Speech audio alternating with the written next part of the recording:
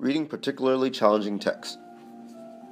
Sometimes it is difficult to figure out the views that writers are responding to, not because these writers do not identify those views, but because their language and the concepts they are dealing with are particularly challenging. Consider, for instance, the first two sentences of Gender Trouble, Feminism and the Subversion of Identity, a book by the feminist philosopher and literary theorist Judith Butler, thought by many to be a particularly difficult academic writer. Contemporary feminist debates over the meaning of gender lead time and again to a certain sense of trouble, as if the interdeterminacy of gender might eventually culminate in the failure of feminism. Perhaps trouble need not carry such a negative valence. Judith Butler, Gender Trouble, Feminism and the Subversion of Identity.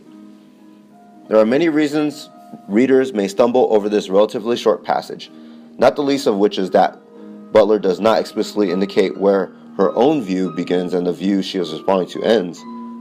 Unlike Sinchenko, Butler does not use the first person I or a phrase such as in my own view to show that the position in the second sentence is her own. Nor does Butler offer a clear transition such as but or however at the start of the second sentence to indicate, as Sinchenko does with though, that in the second sentence she is questioning the argument she has summarized in the first.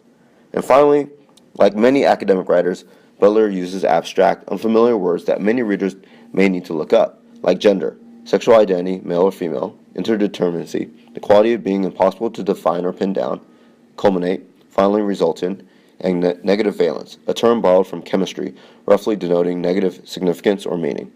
For all these reasons, we can imagine many readers feeling intimidated before they reach the third sentence of Butler's book. But readers who break down this passage into its essential parts will find that it is actually a lucid piece of writing that conforms to the classic they say, I say pattern.